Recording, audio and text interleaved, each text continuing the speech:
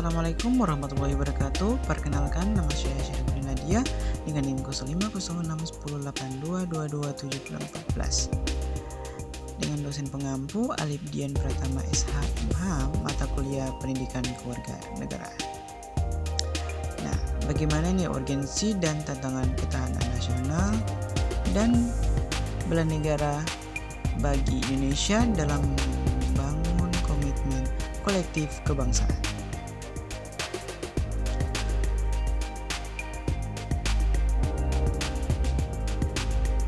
Pengertian tantangan ketahanan nasional. Nah,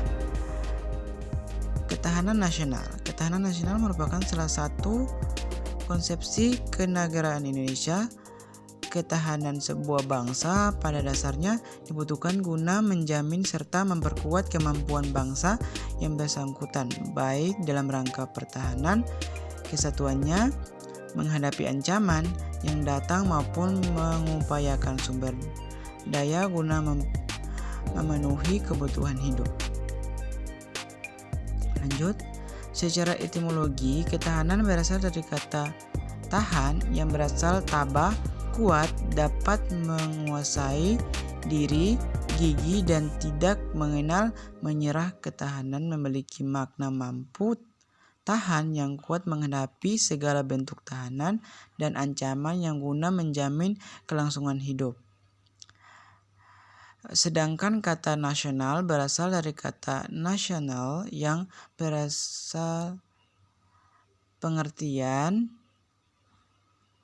politik adalah persatuan hidup dari orang-orang yang telah menegara. Ketahanan nasional secara etimologi dapat diartikan sebagai mampu, kuat, tangguh, dan sebuah bangsa dan pengertian politik. Istilah ketahanan nasional memiliki pengertian dan cakupan yang luas. Sejak konsep ini diperkenalkan oleh Lembaga Pertahanan Nasional Republik Indonesia pada sekitar tahun 1960-an, terjadi pengembangan dan dinamika konsepsi ketahanan nasional sampai sekarang ini. Nah, hak dan kewajiban setiap negara di Indonesia, khususnya di Indonesia. Nah, berkonsekuensi bahwa setiap warga negara berhak dan wajib untuk turut serta dalam menentukan kebijakan tentang bela negara melalui lembaga-lembaga perwakilan sesuai dengan Undang-Undang Dasar 1945 dan perundang-undangan yang berlaku, termaksud pula aktivitas bela negara. Selain itu, setiap warga negara dapat turut serta dalam setiap usaha pembelaan negara sesuai dengan kemampuan dan profesi masing-masing.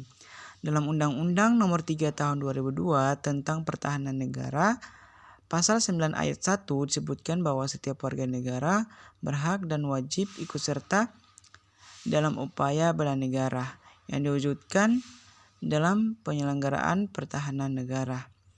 Nah, ini contohnya itu pada pemilihan kepala desa, pemilihan bupati, dan lain sebagainya. Itu adalah contoh penyelenggaraan atau